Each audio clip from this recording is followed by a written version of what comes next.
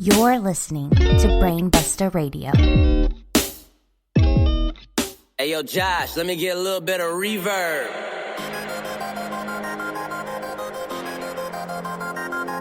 Yeah. J. Will. Yeah, I'm about that lifestyle. I talk green work, repping it all over. It's right on the t-shirt. Fan for a lifetime. Yeah, that's a long pass. Figure I would show some love right on the podcast. Turn this up loud and make sure you don't do nothing else. Cause if you're listening to us, then you're improving your health. My name is J. Will. Welcome to the show, yeah. Wrestle, flow, flow, flow, yeah.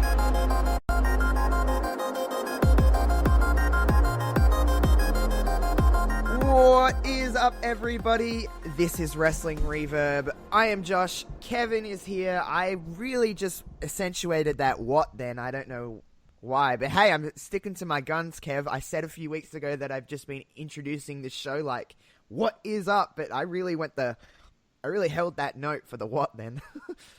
What is up? Josh Robinson. Kevin is here. He's ready to go. I'm speaking in the third person. It's something that happens sometimes, but the kid's ready. Yeah, I'm feeling it. I'm ready. I'm in this kind of like non-caring mood. I'm just like, whatever. Let's just get this going. You know, I'm just like, no stress, no pressure. Kev.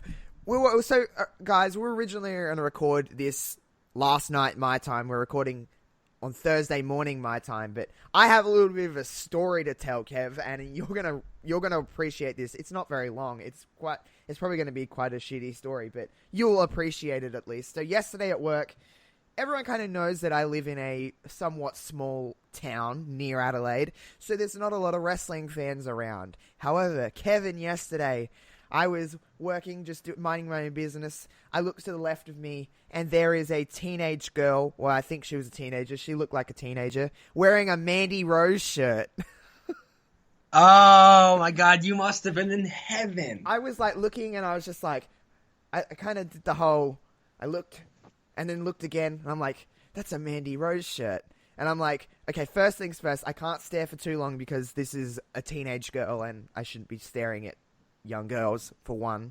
I don't want to be doing that. For two, I didn't want to stand there and be like assessing the situation and being like, why is this girl wearing a Mandy Rose shirt? And then going in my head and being like, holy shit, there's another wrestling fan near me and they like Mandy Rose. I mean, you know that I like Mandy Rose, Kev, so you can imagine. Yeah. I just kind of was like walking around like, oh shit. But that's the story. But hey, there was someone wearing a Mandy Rose shirt. Say anything? No.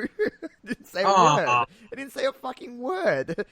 Come on. You gotta just walk up to her and be like, Mandy. Oh, man. I wish I could have.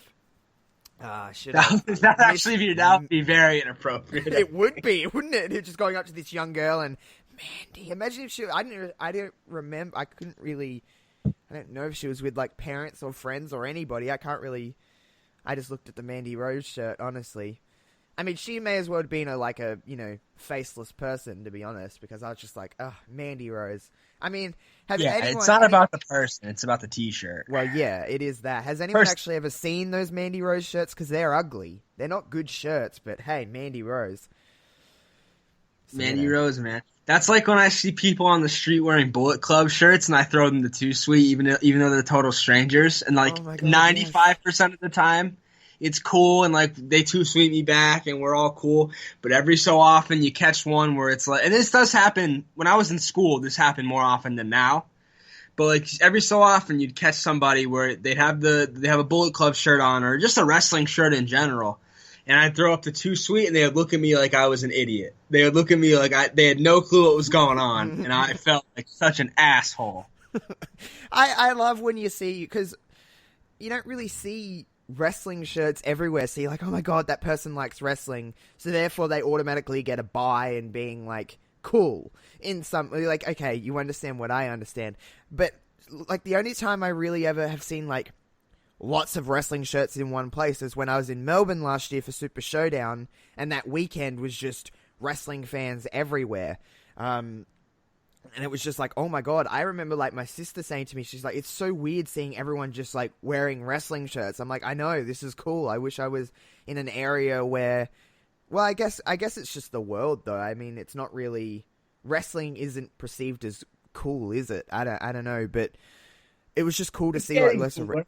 Yeah, I think we're getting to a time where it's a little bit more cool. I mean, I never used to be one that would openly wear wrestling shirts everywhere because everyone would be like, what the fuck, you watch wrestling? Now I don't give a shit, and it's like majority of my wardrobe is just wrestling t-shirts, so I don't really... I walked around the other day in a Brie Mode shirt. You really think I cared? No. People were looking at me like, what the fuck is Bremo? Like, clearly, with that Bremo shirt, you don't care. I don't care. I don't care. And if anyone asked me what Bremo was, I would be like, really? It's getting hammered. It's getting wasted. So, I mean... I throw on wrestling at work like all the time now. I have two monitors at my little cubicle. I have 2 computer screens. So one I do work on, and the other one I throw on the network, or I throw on NJPW World, or even sometimes because there's TVs, but I'm still a little self-conscious about throwing Raw or SmackDown on the TV for everyone to watch. Yeah. So I'll log into my USA to my television provider so I can watch it on the computer. Yeah, and I'd be like that. I'd be like that though. I'd be like, ooh, TV wrestling. Ooh. Yeah, I'm still working up the courage to do that. But literally, like every day, someone says something to me like, "Why are you watching wrestling?" I'll be like, "Because it's fucking awesome." Yeah, I'm like that too. I'm exactly the same. Like if I'm up in like the lunchroom, like upstairs at work, like on my break. You can put stuff on the TV, like, you know, like, there's a big TV, but I'll just watch something on my phone, and if someone happens to walk past, like, everyone kind of knows me at this point, they're all like, okay, that's the wrestling guy, you know, he likes pro wrestling, so most of them kind of just let me do my own thing, but someone will be like, why are you watching that? And I'll literally turn to them, and I'll be like, because it's fucking great, that's why. And, like, I get into arguments with, like... There'll be little, like, people at work that, like, take little jabs to be like, oh, like, don't listen to Josh, he watches pro wrestling. That stuff's fake. And I just love turning around and being like, getting right up at them and being like, what's your favorite movie? And they're like, I don't know. Let's say they like Star Wars. And I'll be like, you know Star Wars is fake? And they'll be like, fuck off. I'm like, yeah. Wait, Star Wars is fake? Yeah, I know, Kev. Sorry to break it to you. Star Wars isn't real. I love Star Wars. No hate on Star Wars. I'm a Star Wars guy. That was a bad example. But, I mean, it is still not real, but so is wrestling. Wrestling isn't real, but we all love it. It's real to me, damn it. Yeah, it's still real to me. That reminded me of a story last year when I was in Melbourne for Super Showdown. Did I ever tell you that I was sitting in... You guys obviously have KFC. KFC is wonderful. KFC is a lovely fast food establishment. And I was just chilling... And the second best fried chicken fast food restaurant there is. Is it? It would be probably first here. But what's the first? Do you guys have Popeyes? No. Okay, Popeyes is amazing. It's like Southern style, like New Orleans style fried chicken. It's amazing. But KFC is also very good. But anyway, I was just sitting in KFC, and we were at the eating in inside the KFC, and we turned around and Bobby Lashley walked past. Oh no, you never told me that. What the fuck? I just probably have never brought it up. It wasn't like a cool moment where I went up and got his autograph or something. I just kind of looked around, and he walked in front of the KFC, and I said to the people, I was with my sister and her boyfriend, I was like, that was Bobby Lashley. They were like, oh my god. And then we just kind of went, oh. And just kind of carried on with our meal. It was all wow. It was odd. What a story! I know. We just kind of looked at him like, "There's Bobby Lashley," because it's we were second guessing, was that Bobby Lashley? But it's it was Bobby Lashley. It's pretty hard to not you see. Not him a lot and of people okay, look like Bobby Lashley. Yeah. He had his glasses on, and he was just walking. He must have just been exploring Melbourne while they were there for Super Showdown, I guess. I don't know. But yeah, I was just like, okay, cool. Well, there was Bobby Lashley. I wish I was outside of KFC. I probably would have asked for his autograph, but yeah, I was just like, hey, there was Bobby Lashley, and yep, we just carried on eating our chicken. It was good chicken. Oh, of course. It was right in the city of Melbourne. There was a lot of people around. It took a long time to get that chicken. I was not getting out of my seat. But yeah, Melbourne is a busy place. If anyone that's listening to this that's been to Melbourne, or it's probably, I guess Sydney would be the busiest city in Australia, but Melbourne is the entertainment capital of Australia, and it's just like madness. I love Melbourne to bits. I want to move to Melbourne. Sign me up for Melbourne, but I miss Melbourne. Anyway, enough with story time, I guess. Coming up this weekend is Clash of Champions, and I feel like it's been a little while since we've sat down and just done a nice little rundown show, a nice little prediction show. I don't feel like we've done that in a little while, Kev. It feels like it's been a while since the last pay-per-view, which was SummerSlam, but it does feel like it's been a while. Well, you weren't here for the SummerSlam Go Home podcast. I had to do that one on my own. So I guess sorry. What was the pay-per-view before Extreme Rules? Was it Extreme Rules? Yeah. I want to say it was. I guess we did I don't know if we did a rundown show for that, but hey, we're doing it now. We're in this kind of whatever mood where we're just kind of like, and the best thing about this is that because of Kevin's job, he's kind of in and out of watching Raw and SmackDown. So this is going to be fun. Yeah, my analysis may not be there for everything. It may be a little askew, but I think that's going to add to the good times that this podcast has to offer. Oh yeah. Well, let's get right into it here. Of course, Clash of Champions is the one night of the year where every single WWE Championship is defended. So there is 434 matches on the card. I hope you're ready to run them all down because there's a lot of fucking titles. But first, the 24/7 Championship is not listed on here, obviously, because it's not like a booked championship match. But shouldn't that be defended at Clash of Champions? Well, you would think so. Every championship must be defended. That's a championship. I don't even know who the hell holds it right now. Is it still R-Truth? Yeah, a basketball player won it at Raw and then lost it. Yeah, Enes Kanter won it on like main event or something. I did see that on Twitter. Is he the one that dated Dana Brooke? Maybe? I don't know basketball, so I don't really know that guy. But okay. He was like an average player. Oh, cool. So okay. Sweet. Pretty decent offensive basketball player. Oh. Well, yeah, the 24/7 title technically, I guess, can be defended anytime. So I guess technically it can be defended at Clash of Champions, but and I'm assuming it most likely will be. Oh, it probably Not will be like several times. Yeah. But who knows? Yeah. Has that championship kind of fizzled? Is it fizzling? I don't know. I don't feel like it's as cool as it was. It's hard for me to say because I've been in and out of watching the weekly television. So it's hard for me to say if it's fizzled because I haven't been paying as much attention to it. But then again, I haven't been paying as much attention to any of the championships, so I wouldn't have a fair point of view. True. Okay, we'll disregard that question. I'm not really sure, to be honest. Maybe I'm just... I don't know. It's still fine. Whatever.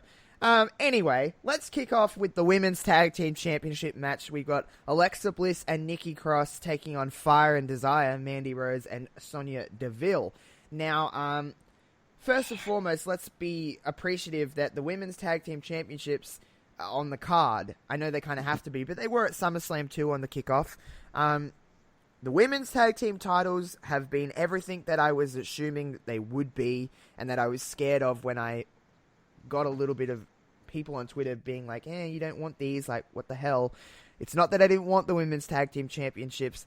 I just didn't think they were going to be treated they were going to be pushed to the bottom of the pack. And it's kind of been the case. However, I think Bliss and Cross having the championships is probably the best thing for the titles, yes? Right now, yeah. People are paying more attention to the titles now than they ever were when they were on the Iconics. No offense, Josh. No, I know. But no, I know. But it's not like they were really presented in a way for people to even, have the opportunity to care about them. They were never on television. That's in no way a knock on the Iconics because in a perfect world, they are the quintessential women's tag team champions, but. Alas, the world is not perfect. They were presented as afterthoughts, and that's what the belts had become. Bliss and Cross, Bliss being a true main eventer, yep, has added a little shine to the belts. And then it'll be interesting to see, because I think, prediction time, I guess. I think Fire and Desire win the belts. Really? And it'll be interesting. I do. It'll be interesting to see where they go from there, because Mandy Rose has like a bit of that star power that Bliss has, but they haven't quite cultivated it yet. Oh, well, I am surprised at that. I am Bliss and Cross all the way. I don't think they dropped the titles here at all, just for the case of the Women's Tag Team Championships have Bliss. Yeah, Bliss is a... Okay, so let's I was kind of thinking about this the other day of how to execute this, but I'm just going to say it out loud. So if the women's division was booked into subdivisions, like, you know how we have, you know, main eventers, mid-carders, you know, whatever within the men, with the women, I feel we can finally kind of say that there is subdivisions of the women's division. I feel like we have enough stars that we have main eventers, we have mid-carders, and then we have kind of lower mid-carders.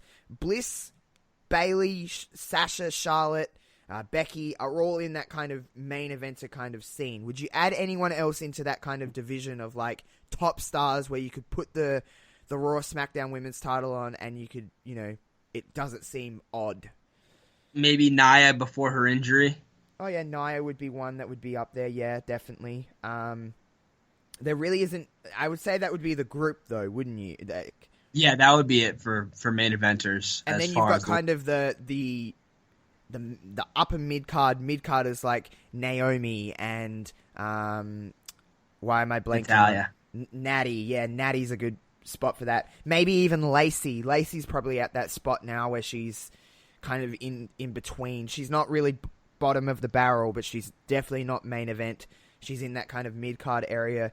Lacey would be in there. Oh God. See, there's so many. The problem with the women's division is the women's division is fantastic and there's a lot of talent. However, they've put so many eggs in one basket with a few of their stars that there's so much in between that group, like the kind of main event group, and the rest. I feel like that's there's a huge gap.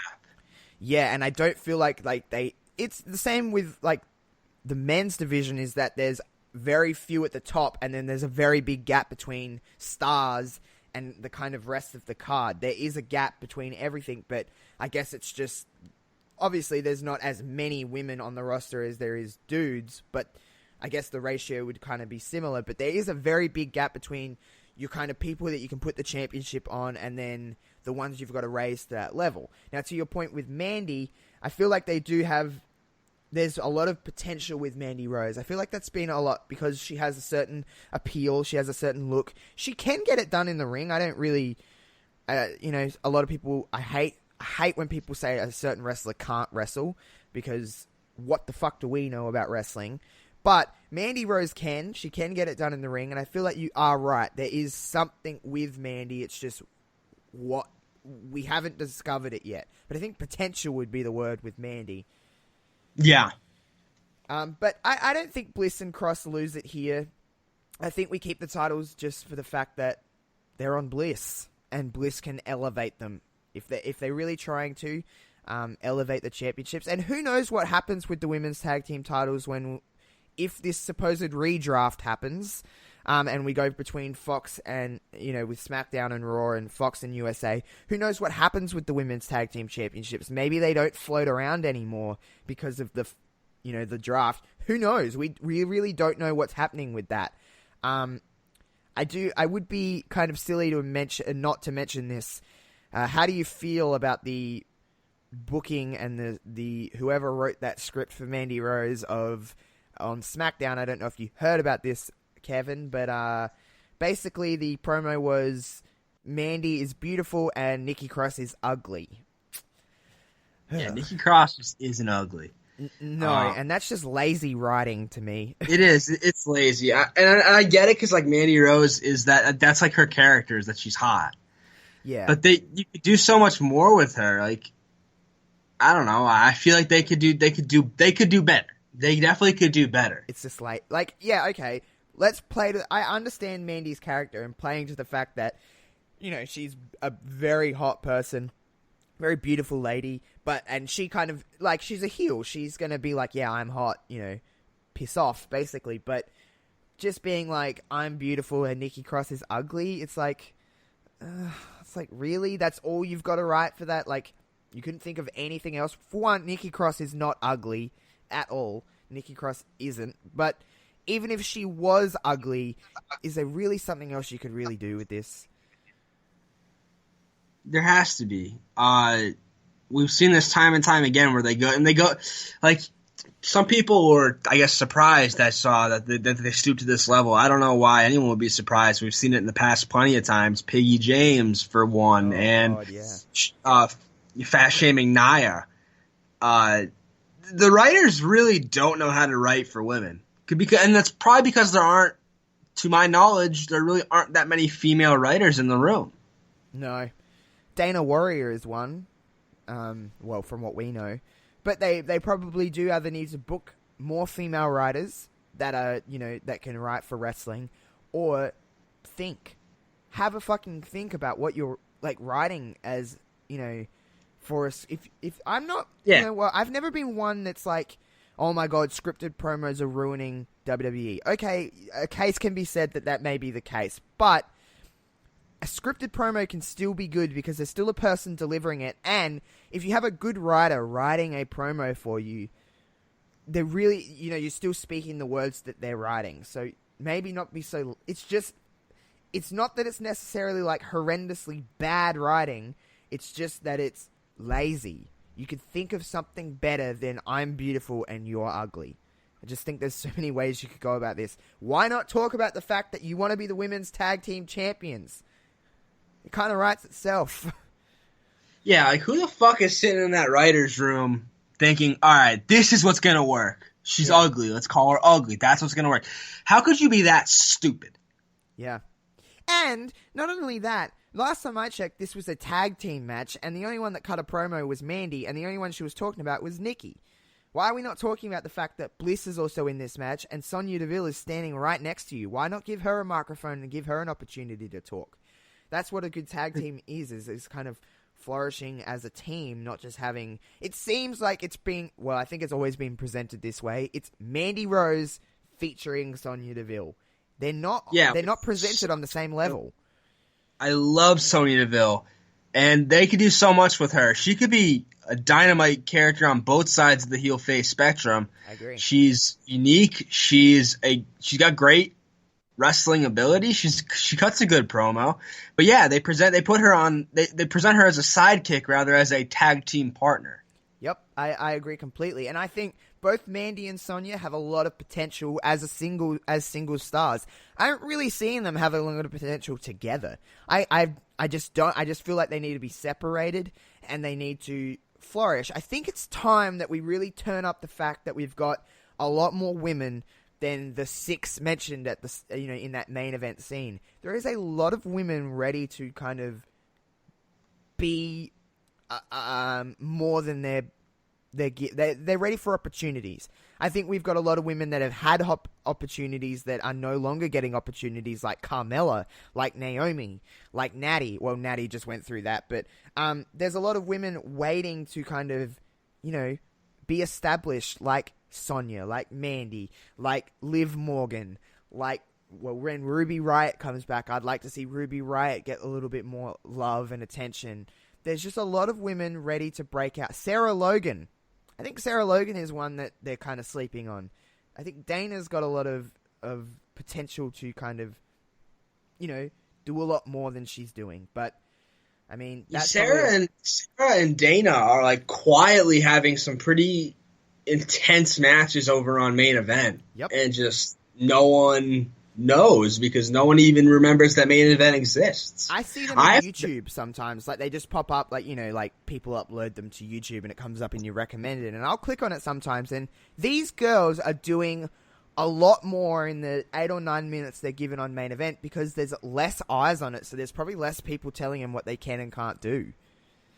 Yeah, it's probably less stilted and less, contrived. It's got to be more free-flowing. I haven't gotten to watch any of them, but I've seen bits and pieces of the feud on Twitter because, everything happens on Twitter now. Yep. And it seems like something that could make it to main event television, not to main event television, but it could make it to actual television. Yeah, I agree. I just think there's I think like this is the thing with WWE. There's a lot of potential and there's no opportunity. And it's changing slowly. Like, we're seeing things with Chad Gable. It's great to see someone like Chad Gable get an opportunity to kind of break out from the pack because he's great. Buddy Murphy's been doing some great things. Ali. There has been people that are breaking out of the pack, but I still feel like there's a lot of potential on that roster. There's just so many damn people on the roster that it's kind of like, Jesus, there's not room for everybody. But hey, optimism is the key, and I'm sure everyone will get their chance when their time has come. But another match that's happening, speaking of potential, that is happening at Clash of Champions is the United States champion AJ Styles will be defending his United States Championship against Cedric Alexander. Now, when you talk about potential, I'm pretty sure Cedric would probably come to your mind. Yeah, dude, Cedric's been killing it from what I've seen the last couple of weeks. Great matches in the King of the Ring tournament, great matches just in general. And this is a really big platform for him, a pay-per-view spot, a United States Championship match against arguably the greatest in-ring worker in the world today, AJ Styles. That is going to be a barn burner of a match. Yeah. I don't think Cedric wins, but I think that he puts on a great show and he sort of cements himself as someone who's going to be in that upper mid-card to, fringe main event spot. Yeah, I agree with you completely. I think AJ wins as well. I think this probably opens the show, goes on first, sets the bar for Clash of Champions. I believe Clash of Champions is in Charlotte, North Carolina, so not really like a... The Queen City! Damn, that was good. Not really like a, quote-unquote wrestling city, is it? It's Flair country, but it's not really like a smarky of... Yeah, it's not one you think of like you wouldn't put that with a Chicago or a Philly, No, but hey, it's going to be a really good match nonetheless. It's probably going to be, out of everything on paper, this will probably be one of the best matches on the card, probably. But damn, it has a lot of potential. I'm agreeing with you. I think AJ wins here, and but yeah, I think this is really the kind of breakout kind of match for Cedric. I mean, you can't really have a bad match with AJ Styles. Let's just put it that way. No, AJ Styles hasn't had a bad match since the American Revolution. He's just so good in the ring. And Cedric is so good in the ring. When's the last time Cedric Alexander had a bad match for that match? That's very true. So it has all the ingredients for a show-stealing match at Clash of Champions, but really not too much to kind of dissect in that one. Intercontinental Championship, Shinsuke Nakamura versus The Miz. Now, Shinsuke is aligned with Sami Zayn, which was something I didn't think a month ago that would be happening, but I'm certainly fine with it. It is a odd pairing, but it works. It works really well, which is, again, it's just like an odd couple, but Shinsuke has been the Intercontinental Champion since Extreme Rules, I think he beat Finn. Yeah, Extreme Rules he beat Finn.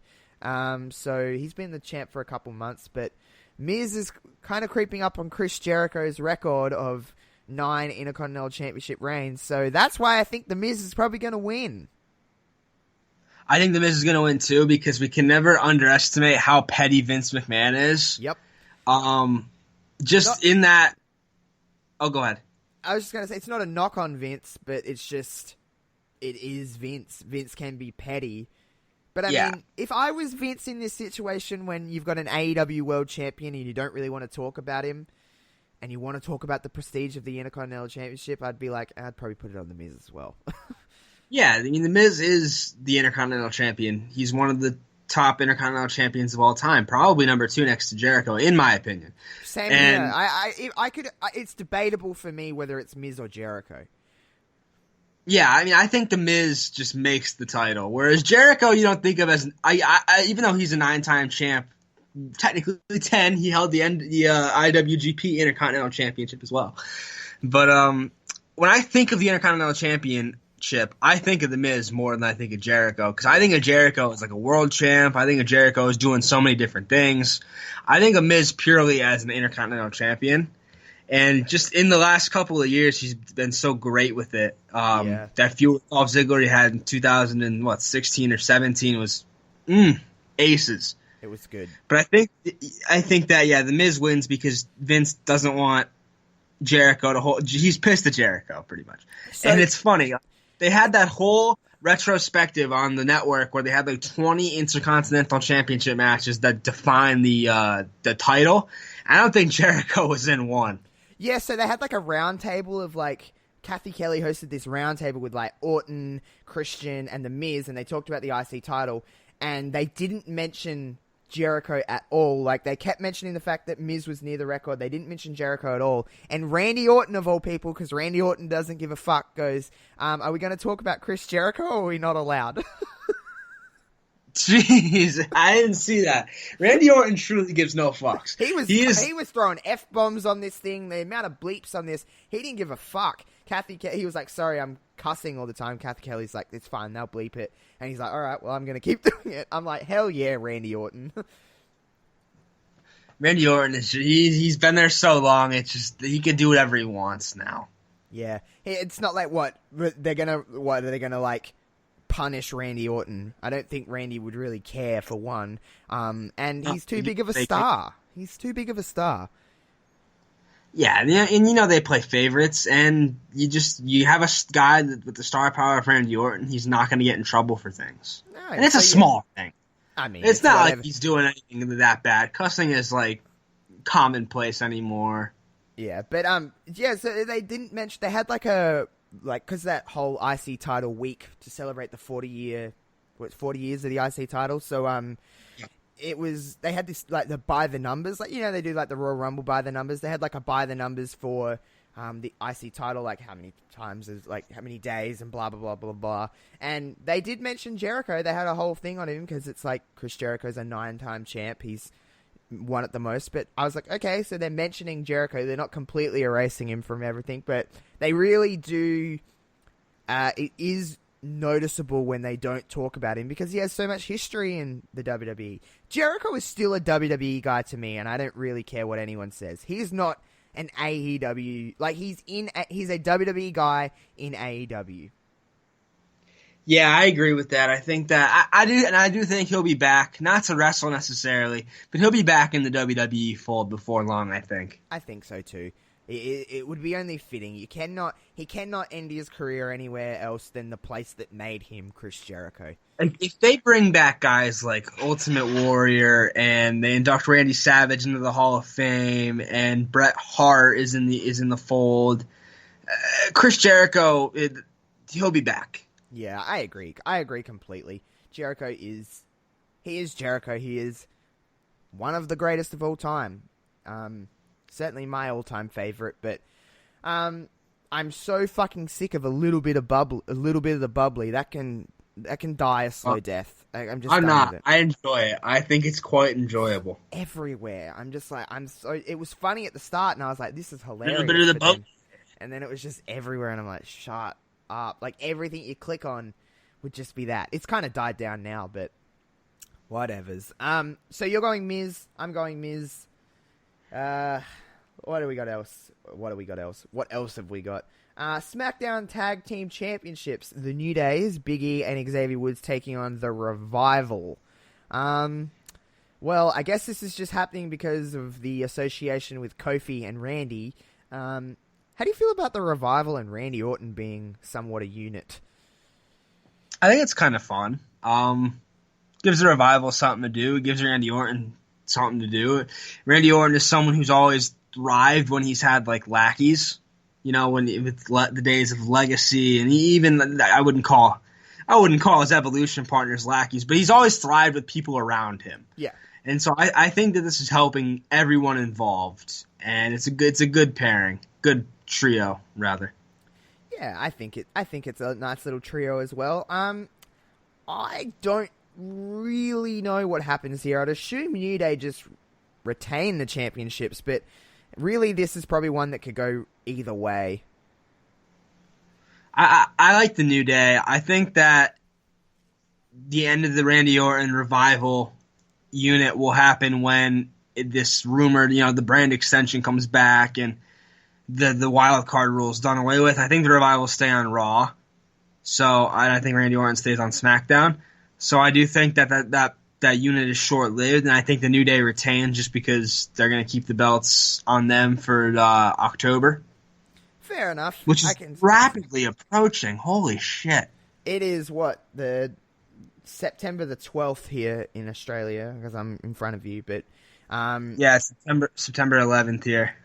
Oh, yeah, so hey, never forget what happened in 2001. I remember where I was when I woke up, and my mum was kind of trying to explain to me what kind of went down with 9/11, but that is a very significant day in not just America's history. I don't think people realize that the impact was felt on the world. Oh, yeah, no doubt. I remember where I was. And again, I'm going to plug my blog here because I wrote about it earlier today. But I remember being in kindergarten and having like the teacher from across the hall come in and say, "Turn on the news." And I remember it very vividly, despite being only 5 years old. It was just a hectic scene. I couldn't really comprehend what was going on. Yeah, I was the same. I just knew that. As you, so. Yeah, I just knew everyone was very, very upset and something bad had happened. And then, of course, obviously, as I've aged, I've learned the significance of it and how dark it was. One of the darkest days in world history. Yeah. But yeah, certainly never forget. And just, it's still so unfathomable to think it even happened 18 years later. Yeah, I know.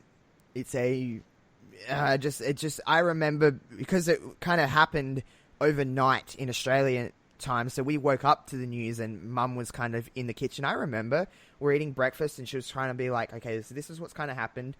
Obviously not telling me every single detail and me not really being able to understand it anyway, being 5 or 6 years old. So I was like, I don't really know what's going on here. But obviously, as I've gotten older, I kind of know what happened on that day and what was the kind of deal with all of that. But a very dark day, a very historical day in we'll never forget that day and where it's kind of led to today and all the stuff that's happened in between it. But it's just everyone kind of remembers where they were on that day, no matter the age, unless you weren't alive. But I mean, everyone kind of remembers where they were that day, even if you were a kid. So never forget that day. But back onto the task at hand here is the fact that so you think Big E and Xavier Woods will retain. I'm probably going to go with that. October's rapidly approaching. October's going to be a big month for wrestling. Holy moly. I hope that draft is, I hope we do get the draft and I hope we do go back to the brand split because you and me have talked about this, so many times that we think a brand split is better, but if they're not going to do it, let's just stop pretending and just end it. But I think the brand split is the way to go. I did see something floating around today about announced teams, Kev, and the fact that they are thinking about going to 2-man announce booths again, which I'm all for, with the fact that Michael Cole they want on SmackDown and Vic Joseph on Raw.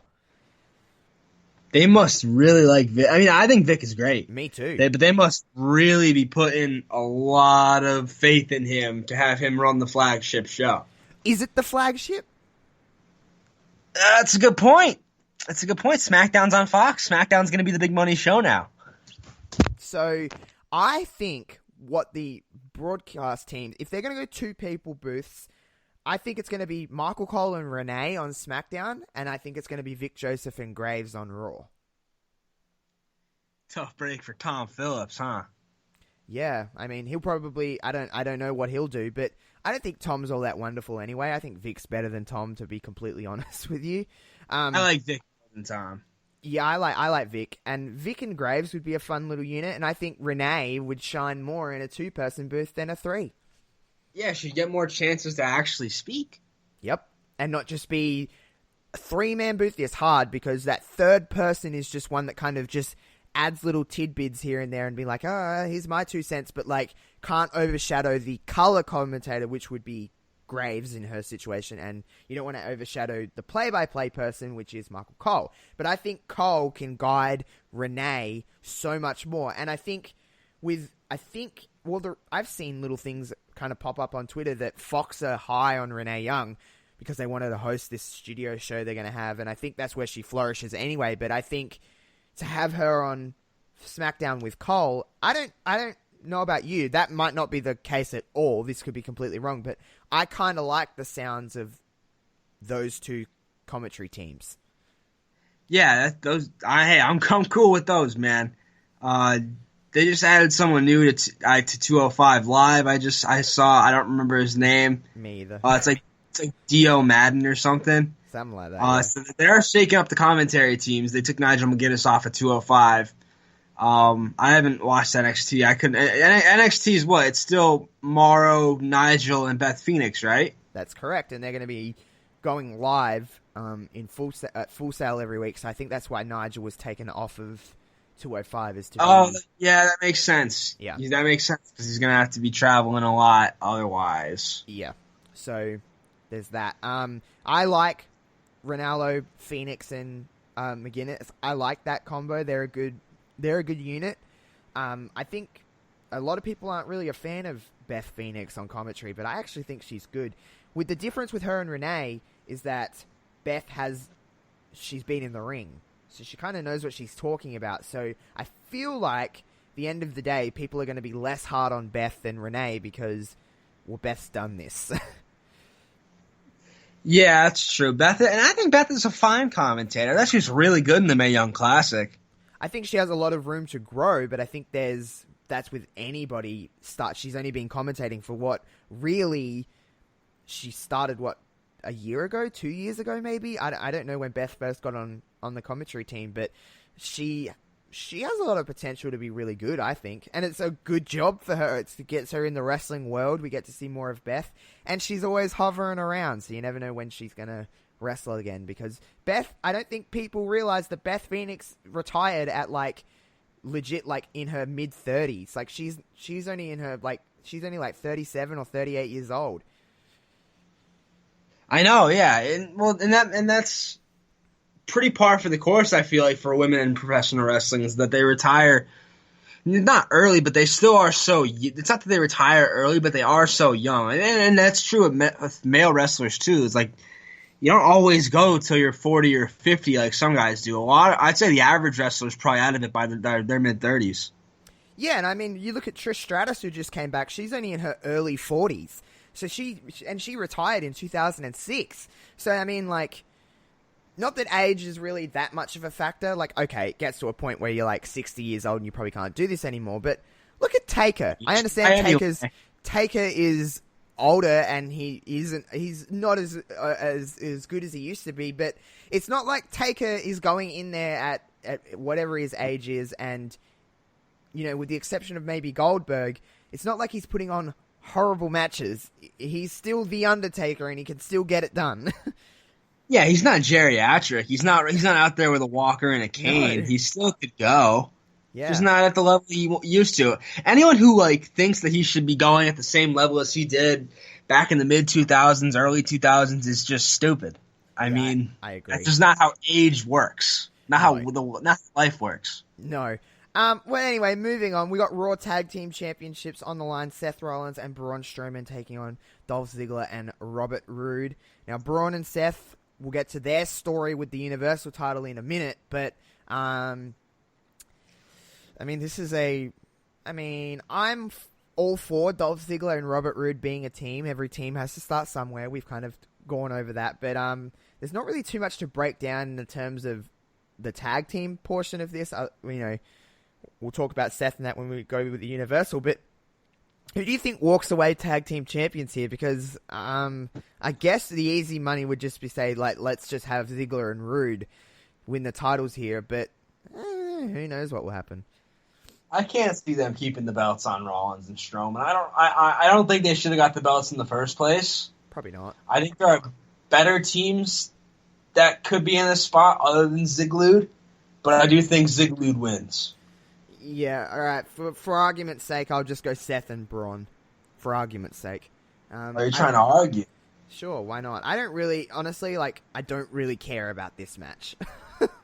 No, neither do I. I don't really care about Rollins and Strowman, as a matter of fact. To be honest, me either. So why not? Let's just get that out of the way now. Universal title: Seth Rollins, Braun Strowman. Who gives a shit? I don't know. I mean, I couldn't see Seth Rollins losing this match. Could you? No, I don't think Rollins loses. I think I said this on this show. I may have not said it on this show. I may have just said it on Twitter or something, but I'm going to say it now. I don't think Braun Strowman ever holds the world championship. Oh, no, you said that on here, and I was like, that's a hot take. But, yeah, well, I'm sticking to it. I don't think he wins here. I don't think he wins it ever. Yeah, well, it seems to be we're going with The Fiend at Hell in a Cell. Who knows? Maybe Bray will attack Braun and Seth in this match, and it ends in a no contest. And we get a triple threat Hell in a Cell match at Hell in a Cell.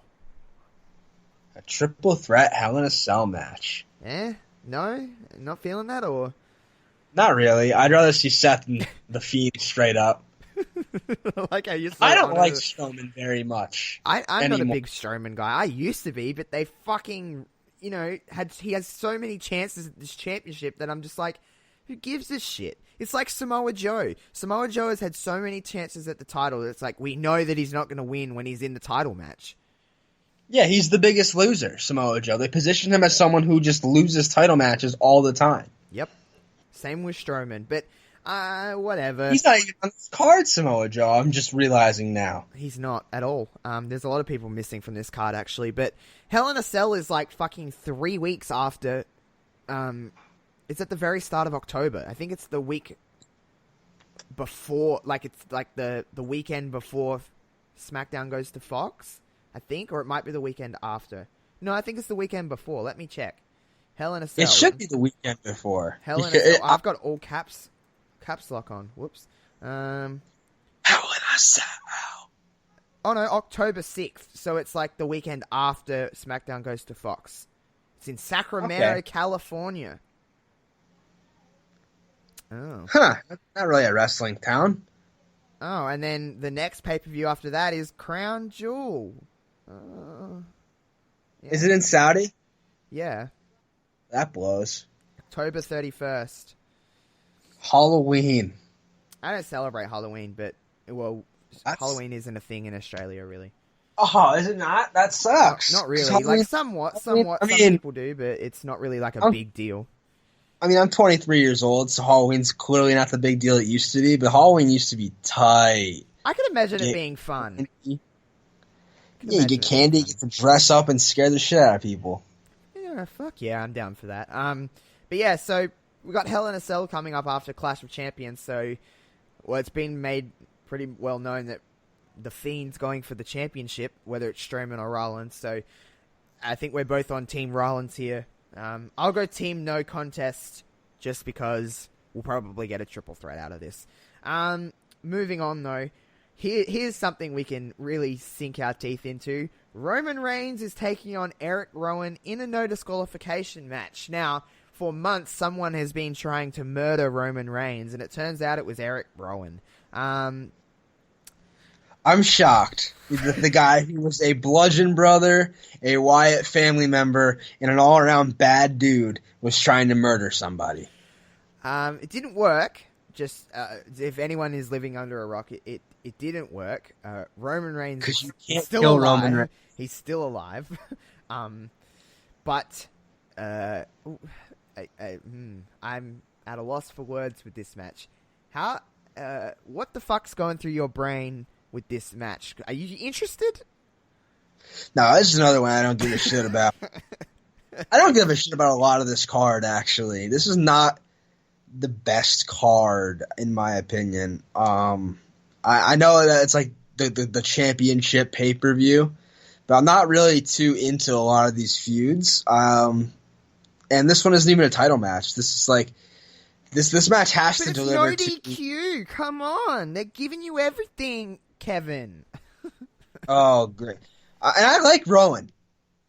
I should say, maybe I am a little bit into this match, because I've always liked Eric Rowan. I thought he was underrated. Roman Reigns is great.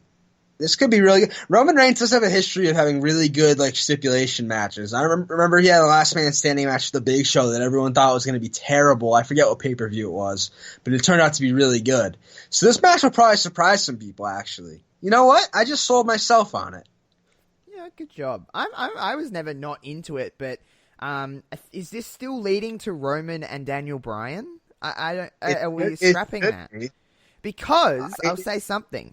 I know live events isn't something you can always look into, but the Australian live events that are coming up was originally Daniel Bryan and Roman Reigns. However, that's been changed to Daniel Bryan and Kevin Owens, and Roman Reigns is taking on Eric Rowan. Is that a sign of things to come? I don't know. Maybe they just don't want to give away a big money match on a live event. That's true. Well, if only they would make a pay-per-view again come to Australia, like last year. That's why I'm not fucking going. Because it's Pat chance. It's fucking $400 for a ringside seat to a live event. Is it? Jesus Christ. It's usually like $300, but it's $400 this year. $400. I was like, fuck that, because I'm not at work. I have like time off in October. Pretty much every year I take like 3 weeks off of work. So I'm like, I wasn't working. I could have flown to Melbourne to go to this show, but it would cost me an arm and a leg, and I'm not doing that after going to Super Showdown last year because it just doesn't compare. Oh, yeah, no. You've been to, like, the mecca of wrestling in Australia. Going to just a live event is going to feel like such a step down. Mm-hmm. I was a part of fucking 70,000 people in a stadium. There's no way I can just go, unless it's like, you know, like an arena for like a pay-per-view or like a Raw or a SmackDown, because I've never been to one of those. I'm not going for a live event. Get out of here. I'm not wasting my money on that. Yeah, no, it's not fucking worth it. Anyway, SmackDown Women's Championship. We got Bayley taking on Charlotte Flair in her hometown of Charlotte, North Carolina, Queen City. Now, Bayley's had quite the couple of weeks, you could say. A bit of a shift. We talked about Bayley last week on this show, aligning with her loyalty to Sasha. But how do you feel a week after all this have happened? After that, holy shit, that incredible tag team match the Four Horsewomen had on Raw. It was an absolute banger of a match. It was really freaking good. Bayley lost to Charlotte on Raw, so in Wrestling 101 logic, I guess that means Charlotte's losing. Yeah, I had Charlotte pencil in to lose even before the match, because I think a lot of people think Charlotte's going to win. But I think Bayley retains, and she looks really strong doing it. Okay, so I think Bayley retains as well because, okay, so we had this Four Horsewomen match on Raw. I think the Four Horsewomen get split up in the draft if we have one, because I think that Bayley and Becky go to SmackDown. Sasha and Charlotte are going to be on Raw. Is that I don't know. I just feel like that's like Bayley and Becky's one we haven't really seen. Nope. And I think that. And we haven't seen Sasha and Charlotte for 3 years, and it was so good when we did see it. I don't think anyone would have a problem with that. So that's why I think. Well, we'll just talk about the Raw Women's title as well while we're here, because it all kind of, mixes in with another. I think Bayley retains, and I think Banks beats Becky. Yeah, that's what I think too. I think that we're on a somewhat of a collision course for Survivor Series with Bayley and Banks. How you feeling about Bayley going into, coming off of last week, going into Clash of Champions? I mean, Love Bayley. Me too. I'm glad that there's something different. I'm glad that she's still kind of the same character with this kind of, she had these backstage promos, like those .com exclusives, and she was like Kathy Kelly was like, what do you think about what Ember Moon said to you? Because Ember Moon on SmackDown was like, what are you doing? Attacking Becky with the chair is not the right, typical babyface shit.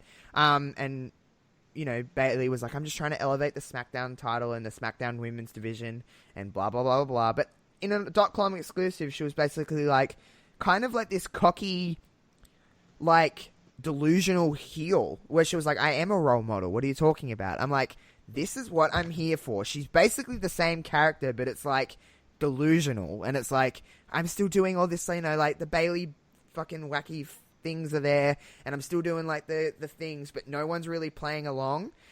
But like it's kind of cool like that. I'm kind of glad she's still the same character, essentially. Yeah, I think it's going to be part of a slow burn type of turn. Like, I think she's going to turn into that delusional character because she's going to keep doing the same things, but the crowd's going to turn on her like they are. Mm-hmm. And I think that's how she turns, that she's going to like just lose her shit because they're not cheering for her anymore. You do realize how over she would get if she did that. Yeah. She'd probably be,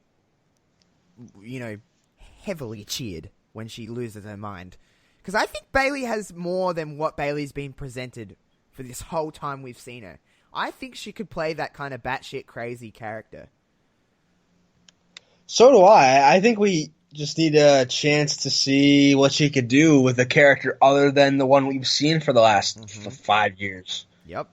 I think not a lot of what not a lot of people have been discussing is the fact that we are guaranteed with 2 really good matches out of Becky and Sasha and Bailey and Charlotte. These 4, the 4 horsewomen, these combinations of the 4 horsewomen with these, Bailey and Charlotte Flair have really good matches in the past. Becky and Sasha have really good matches in the past. And I don't think this is going to be, any different, especially with Bailey and Charlotte, with Charlotte being in Charlotte. Yeah, no. And again, any combination of the 4 horsewomen is going to deliver you a good match. I don't think we've seen a bad one between any of the 4. Nope. And these are 2 combos that we haven't seen in a while. We haven't really seen Bailey and Charlotte since we've seen it once on SmackDown, and it was good, but it kind of reminded us of how good those 2 work like together. Because I don't feel like people talk about them 2 enough working. And we haven't seen Becky and Sasha since they were both on since before the original brand split. Yeah, it was like when they were like Team Bad and stuff like that. Becky and Sasha used to wrestle like every week, I feel. But there was never like a bad thing. They always had like everything was good. But if you look back to their NXT stuff, that was good. That was some good shit. That was good. Marvelous. So I feel like I'm going Bailey over Charlotte. I'm going Banks over Becky. Where are you going with this? I agree with you. I would differ, but I just can't. I agree with you on both counts there. Bailey over Charlotte, Banks over Becky. 2 really good matches were pretty much. Sasha's too hot right now to squander it by having her lose. I think she wins. Could you see? Okay, so I had this weird kind of.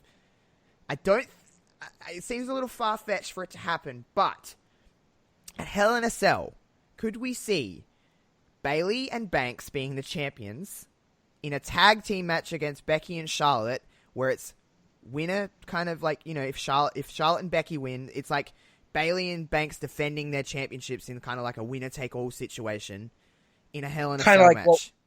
Basically like what we saw with Seth and Becky versus Lacey and Baron. So like a winner-take-all Hell in a Cell tag team match where it's, Banks defending against... Like, if Becky and Charlotte win, Becky gets the Raw title and Charlotte gets the SmackDown title. Could that be... It's possible.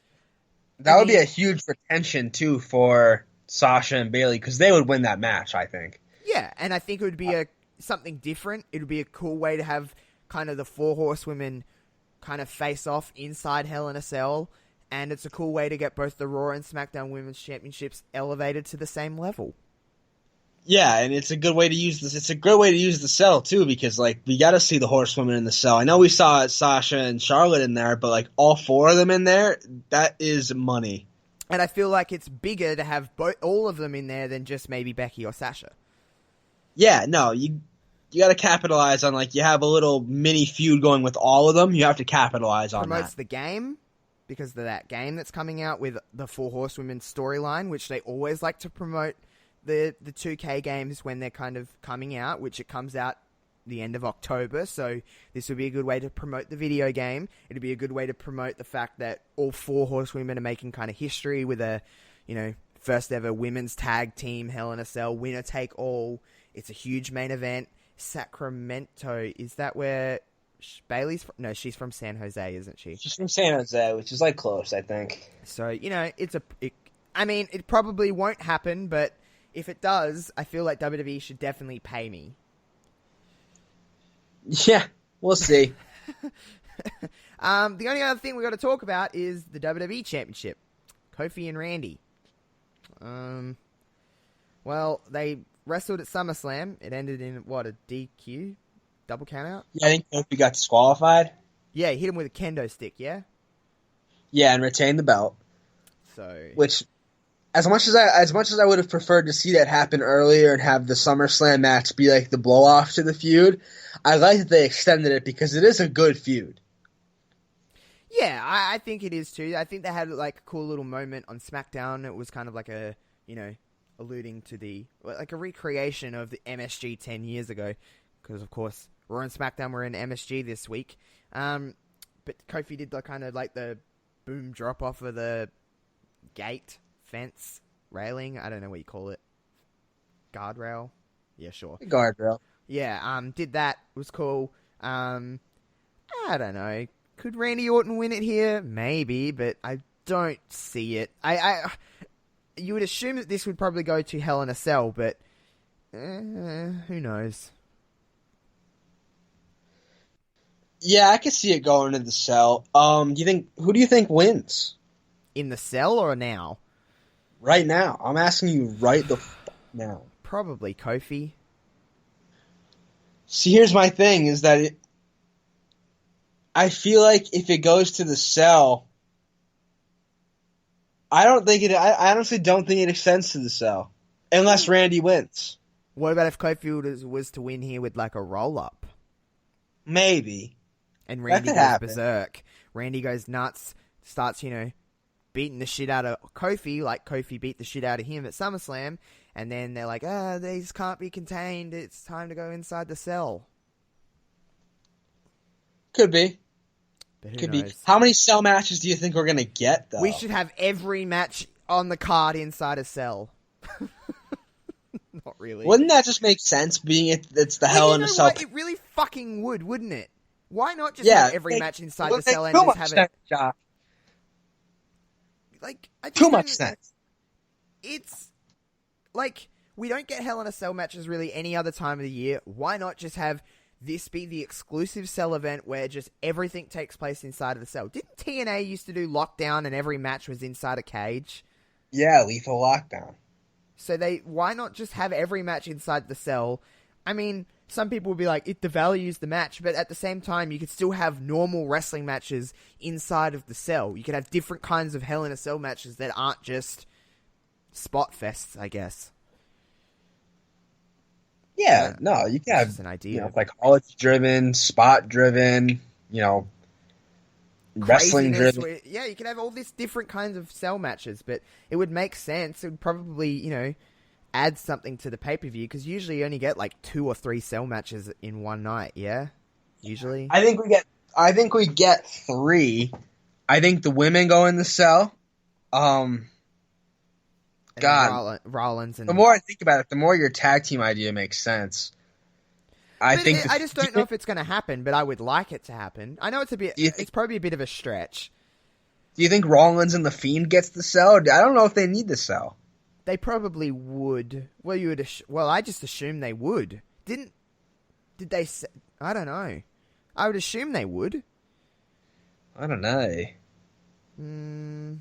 But anyway, I'm just going to go Kofi with this match. I'm going to go Randy Orton. Alright. That's fine by me. I really don't mind. I don't hate Randy, so if Randy's the champ, it really doesn't affect me. I'm like, okay, cool, Randy's the champ. But, who knows? Overall, Clash of Champions will probably be alright. Are you going to be able to watch Clash of Champions, or are you working? I mean, I'll watch it at work. Not fair. I don't know. What do you think steals the show? Probably... I mean, I probably know your answer. Probably Styles and Cedric, yeah? I like Styles and Cedric, and I like Becky and Sasha. Well, I'm just going to go Bayley and Charlotte just to be different. Fuck you. Fuck you. Bayley and Charlotte. It's in Charlotte's hometown, so the crowd will be nice and alive for it.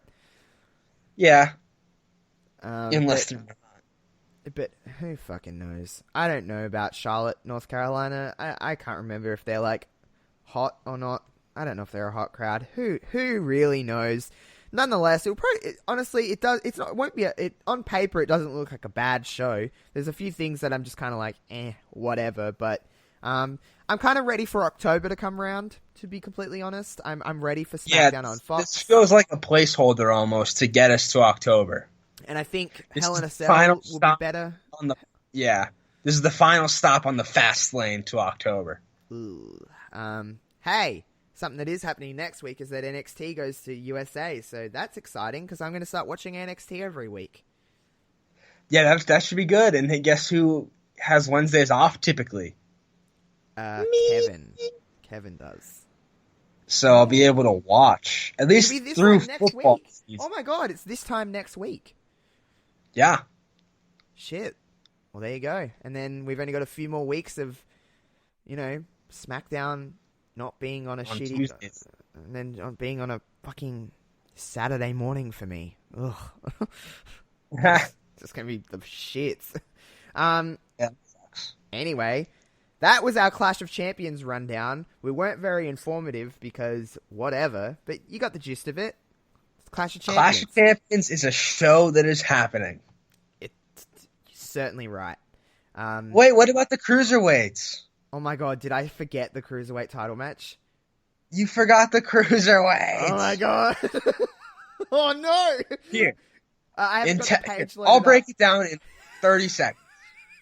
Drew Gulak taking on Lindsay Dorado and Humberto Carrillo in a triple threat match for the Cruiserweight Championship. Drew Gulak will win because I cannot see Lindsay Dorado holding the belt, and I'm not sure who Humberto Carrillo is. I forgot the Cruiserweight title match. Oh shit! That is a damning indictment of the Cruiserweight situation right now. It was which in sucks. front of me on this website. Sucks. I love Gulak, but I just don't care about 205 Live. I can't even break this down because I'm laughing so much because I was literally looking at that match the entire time and just was like, fuck it. Screw it. Who cares? Nah, it'll be a good match too. It could potentially steal the show because they're three talented dudes. I do know. It'll be on the kickoff. I do know who Carrillo is. I want to say that. I actually mentioned him once on this show. I remember it very vividly. Awesome. I'm just gonna go Gulak. Yeah, I'm going Gulak. The Gulak. Yep, I forgot the Cruiserweights. Sorry, 205 Live. Oh, man. Yeah, that's tough. That's just tough to see. Oh, man. How embarrassing. Oh, well, I guess that's the end of the show. The end of the show. We forgot the Cruiserweights. All right, well, we'll see you guys next week on what will be well, wait a minute, Kev. Is the next time we talk... Are we gonna... No, we're gonna have to do this before NXT on USA. We could go back to doing it my morning time. Well, that's true. We could just record straight after NXT. Could we? Yeah, we can do that. We'll figure it out. But nonetheless, we'll be back around NXT time talking to each other. But you hear us on Fridays, so what we're saying to you right now is completely irrelevant. So, we'll catch you guys next... And I forget sometimes they're on Fridays.